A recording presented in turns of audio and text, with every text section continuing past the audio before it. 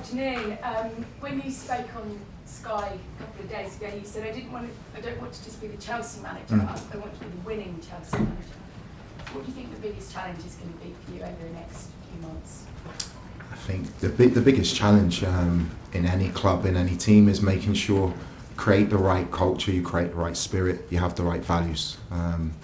The reality at this football club, the talent levels that I've seen in the last 2 days of training, the ability of the players is world class. I've got a fantastic group to work with, which I'm very excited about.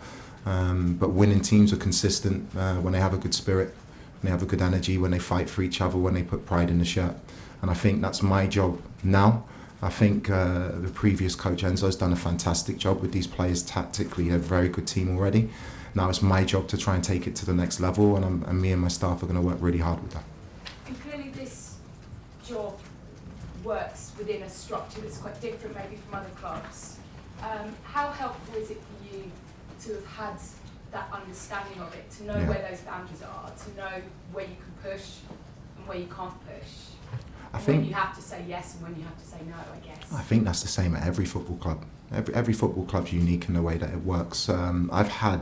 I have to say, my time at Strasbourg was the best 18 months of my professional career, of my life. The experiences that I had, what I learned, the people I met, and the people I work with here. I can say the guys I've worked with here, in terms of the overall project, have been nothing but supportive to me.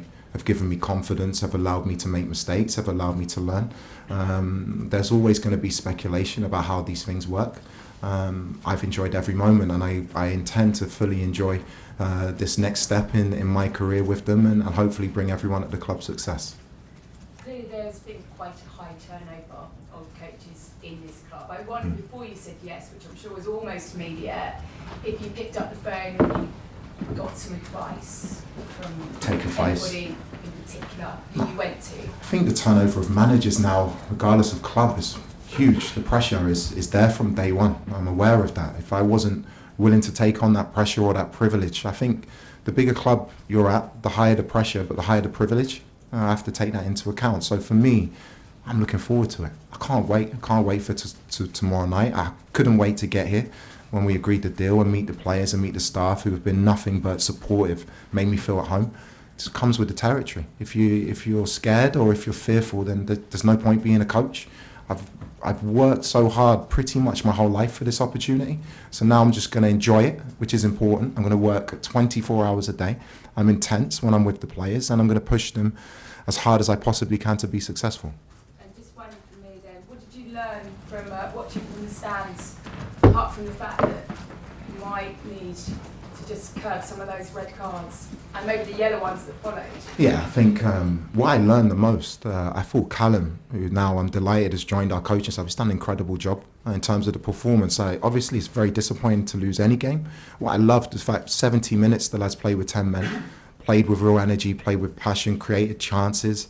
At times it looked like we still had 11 men on the pitch. They were really, really positive signs for me. Obviously, the result is not what we want, but there's a lot of really, really good building blocks that Callum's put in. After the lads, rightfully so, were disappointed to lose their previous coach, which I would expect every group of decent people would be upset when their coach leaves the football club. Thanks, Gail. John? Hi, Liam. Is discipline one of the problems you have to address quite early on? It's obviously 7 red cards this season, and maybe more so the 3 yellow cards that were picked up, straight after the red card. Is that something you need to speak to the players about? It's one of the few things that, for sure we can improve on. I know how we do that. I've spoken to the players in a different way about managing setbacks, because in life you get setbacks, not just in football. What we have, they show passion, they show emotion for the shirt, which is a really positive thing. It's making sure that in key moments we react positively to a setback, we stay calm. But I think those mistakes, if you want to call it, come from passion. The lads want to win. So I don't want to take that out of them at the same time. So there's a fine balance between going overboard. To win, you can't be nice all the time. You have to have an edge, and I don't want to take that away from the lads. You've spoken about how good this group is. You've walked into a great situation, but how surprised are you that this group of players has won one game from the last 9 in the league? I mean, that's an incredible run. It's a tough run. It's a tough league. And we're not the only club that's going to go through a difficult period of the season. Every club does. You know, top teams, of which we are, top clubs go through different spells and different periods in the season. Hopefully, I can add my own ideas, my own stamp, my own voice. Sometimes a different voice helps. But the players haven't been far away. Manchester City was an outstanding performance second half. Could have gone on to win the game. Against Fulham, we were down to 10 men for 70 minutes. We're in the game in a really, really difficult place to go. We're not far away, and that's really, really important for the players to know. You touched on it a moment ago, but in this job, actually more in any big football job, can you actually be your own man with influences, you know, management team, people above? I mean, how difficult a balancing act is it? I don't think it's possible to ever be in this job and not be your own man. People will see through you straight away. I will make the decisions at this football club. That's why I've been brought in. I understand. I'm not an alien. I know what's being said in the press, but there's no way you can be successful as a manager if you don't make the decisions for yourself. And the great thing for me is I have experience of working in this setup. The guys have been nothing but supportive for me at Strasbourg. We've had huge success at that club from where the project started, and I intend to work exactly the same way here. And what are the aims and the ambitions sitting here now for the season? What would be a successful season? I've said to the players, focus on winning the next game. Focus on winning the next game and winning the next game and winning the next game, and that's how you go on a run. And with the talent that we have, and actually not just the talent, the level of professionalism of the group, the intensity at which they've trained the last 2 days, their engagement to something new, there's really, really positive signs here. And I never limit the ambitions of my group. We've got world-class players here. We've got players who have won World Cups. The lads won the Club World Cup a matter of months ago, and I watched that game, and they were absolutely magnificent against PSG. The potential for this club, for this group, is limitless, and I won't limit limitlessness. You know, I want to be successful. I'm ambitious. People know that about me, but I always have to make sure we get from where we are to where we need to be, and that takes time. I'm not asking for too much time, but at the same time, you need to make sure you know where your process is headed. Thanks, John. And just to clear it up, your surname is pronounced Rosenior. My dad says Rosenior, which is the way to pronounce it, but as long as it's nice, you say something nice about me, I don't mind. Ian. Hey, how are you? I'm good. When you were at Derby or Hull, thinking of managing Chelsea within, 2 years, was that always something you thought was possible? I just said you don't limit your ambitions. I'm not arrogant. I'm good at what I do. I'm good at what I do. And in every job that I've worked, whether it was as an interim, as an assistant, as a head coach or a manager, whatever you want to call it, relative to the group I've worked with, I've been successful. So for me, I've always wanted to be at a club like this. But it's not about just being here. It's about being successful. So this is the beginning for me. You know, I'm going to give it everything. I'm not guaranteed. Nobody can guarantee wins. Nobody can guarantee success. But at the same time, I've worked very, very hard for a long time to try and put myself in a position where I can be successful. You also said a minute ago, you know what's being written about you. You know that for as many people who I'm want guessing. For as many people who want you to succeed, there are many saying, he's got no chance in the Premier League, his first job at Chelsea. Yet, just down the road at Brentford, Keith Andrews has proved this season actually that's rubbish. Yeah, Keith's a great guy. Worked with him in media duties. When he was appointed as manager of Brentford, I wasn't surprised now at the success he's having. It's the same thing with young players, young managers. Unless you give people an opportunity, how can they show what they can do? You always have to start somewhere. And for me, I'm very proud to be a young English coach who's now at one of the biggest clubs in world football. You know, but there's no hard work, determination, sacrifice. I've sacrificed hours with my family. I've been away from my family for 18 months. I've sacrificed time in terms of my coaching, education, my career.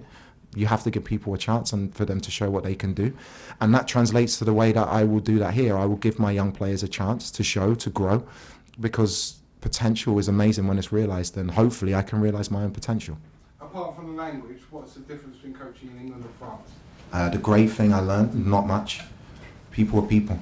That's one of the best things I learned about going abroad. Yes, the language, the culture. France is a beautiful country. It's a fantastic league. I think it's a league that hasn't been given the credit it deserves tactically or in terms of the ability of the players. PSG won the Champions League last season. So I learned many things there, but I would say the biggest thing I learned is when you connect with people, they all have the same needs, Doesn't matter where you're from, doesn't matter your background. You all have the same needs. You need to feel like you're a part of something, and that's what I want to create here. A couple of short ones to finish with. First of all, you used the word earlier, enjoy. You want to enjoy it. I get the impression, being a Premier League manager, the last word that comes with that is enjoyment. Why? Well, because it's high pressured and... My friend, I am so fortunate. I'm working with some outstanding, talented players. I'm paid well. I'm lucky to be in a job. Pressure is a privilege. There are many people in the world who would love to be in my shoes, and I try to remember that every day with humility. So yeah, I'm going to enjoy it. It's going to be difficult moments. It's not going to be all smooth sailing. But if you don't enjoy what you do, you don't do it at your best. And I want the fans to enjoy watching the team play. Football's to be enjoyed. And I definitely want my players to enjoy what they do as well.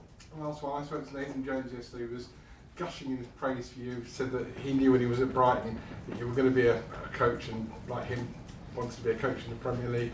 It'd be weird, your first game being with someone you know so well. Yeah, Nathan's top. He's had an outstanding career as a manager. It's going to be a very difficult game tomorrow. They play with real intensity. They are very, very difficult to play against. I've watched a lot of their recent games. It's going to be a typical English Cup tie, third round in January. And my players need to be able to stand up to that intensity. You know, that's the first thing in football. It's all about systems, tactics. You have to win the battle. You have to win duels. You have to win headers. You have to run. And that's the message I've given to the players over the last 2 days. Good luck and enjoy it. I will do. Thanks, Ian. Charlie? Liam, firstly, congratulations on your role here at Chelsea. Secondly, you're here on merit, you're here on your talent. But, you know, your point means a lot to a lot of people in terms of the fact that you've just mentioned it there. You are one of the few English managers, head coaches in the Premier League right now, and you're also just the second black manager currently in the Premier League. Having been involved in your dad's workshops, knowing the work that he does, I can only imagine what that means to your family. What does it mean to you? Yeah, I'm just very proud to be sat here as Chelsea head coach in front of you. I've worked very hard for a long time, and for me, I'm very fortunate. I'm mixed heritage. My mum's white, my dad's black, West African. I just want anyone, doesn't matter where you're from, your background, your gender, just to be appreciated for what they can bring. And if I can be successful, then maybe it breaks down a few things. It is at the furthest thought of my mind right now. I just want to be myself, and I want to be successful in every minute that I'm here. And yeah, it's a great thing, but if I think too much about that, I'm not focused on the enormous job that's in front of me. In terms of winning trophies between now and the end of the season, where do you think the best chance for Chelsea to do that is? Because of course the FA Cup campaign starts tomorrow. You're in the League Cup semi-final, still in the Champions League, so is there one trophy in particular that you're targeting? Try and win every game that you play. That's the reality. If you start pinpointing and saying one competition is more important than the other, that's crazy. You have to compete every day in training. You have to try and win every time you train. You have to try and win every game that you play. And if you think too far ahead, that's when you fall. So for me, the focus is Charlton. And trying to put a run together of results that put us in a really good place. But I'm not thinking too far ahead. We just have to focus on the here and now. Thanks for Charlie. Sarai? Good to see you. How would you describe your process match to match as a manager in the Premier League and in the FA Cup? A lot of people have said, I like analytics, I like watching 50 games of another manager and opponent. Are you like that? Are you obsessed with that? Or do you like to focus on what you can control in-house? And how have you prepped for Charlton? We have a very strong process here. I'm quite collaborative with my staff, so I'm open to different ideas. I only have one set of eyes, but I make sure with my set of eyes I'm watching as much as possible. I analyse a lot of games. I work very much on our own performance as well. That will continue here. I want us to be dominant. I want us to have a strong identity where people enjoy what they see from us. But at the same time, you have to be tactically adaptable. When I work with my staff, I have brought an outstanding staff in with me. We have very strong processes with the group as well in how we deliver the games to the players, which they've learnt today. We'll get used to that. There's a lot of detail that goes into that. And yeah, everybody's different. I want to focus on the strengths of my team, but also counteract the strengths of the opposition. And that's the way we'll continue to work. Obviously, in the top 5 leagues, we do see goalkeepers get involved in that build-up play. In I knew this was coming. Yeah, you knew it was coming. But obviously, at Strasbourg, we've seen your goalkeeper be up with the centre-backs. Do you think that's something that you can implement with this Chelsea top, team and the goalkeepers you have? Every team is different. You work to the ability of your players. You work to what their strengths are. I'm very fortunate. Both Jorgensen and Sanchez are world-class goalkeepers with their feet. which absolutely suits the way I want to play. But I'm not going to come in here on the first day and say to Rob to play from the halfway line or for Philippe to play from the halfway. It takes time. It's a process. I feel very confident I can bring the best out of my group in different areas and different aspects. And playing one way with one team is different to playing another way with another. I can be adaptable. It's about my players and their strengths. Thanks, Soraya. Simon? Hi Liam, you were at Craven Cottage obviously the other night and heard the fans. Yeah. Obviously it's quite toxic. I think it might continue. What's your message to them in terms of trying to win them over and trying to get them behind the team and focus on that? No, I think at a club of this stature, the fans want success and they have every right to want success now. This club is ingrained in the history of winning trophies, especially in recent history, winning titles or winning Champions Leagues, and the fans should have those demands and those standards. My job, to win over the fans, I need to win games of football. To win over the fans, I think they need to see a team that represents them. I know this area well. I was born in not far up the road, and it's about hard work. It's about determination, spirit. I remember playing at Stamford Bridge when Jose Mourinho's team were at their very best, and it was so difficult physically. John Terry, Carvalho, Paulo Ferreira, Essien, Makaleli, Drogba, Joe Cole, who's here. He's in the room at the back. He's waving over. There was a physicality about the team. There was a winning mentality about the team, and that's what the fans demand. We're trying to build something in a different way. I'm very, very confident that in time we'll show people why we've done it this way. And my job is to move that forward and try and get this club to that place where teams really, really fair coming to Stamford Bridge, and the fans really, really look forward to every game that we play. You obviously experienced similar at Strasbourg, so Yeah. Does that help you? I'll be honest, when I went in at Strasbourg, I was a joke in the media. They said that my team would finish last. It was an impossible project, that the players were way too young, too inexperienced. I was a nobody from England. We finished, I think, 3 points outside the Champions League. The outside noise is just noise. If you focus on the job, you focus on your players and your staff and your process, I feel like you can do amazing things. I am not promising it. I'm working towards it, but I believe very strongly that we can be successful here. Thanks, Simon. Rob?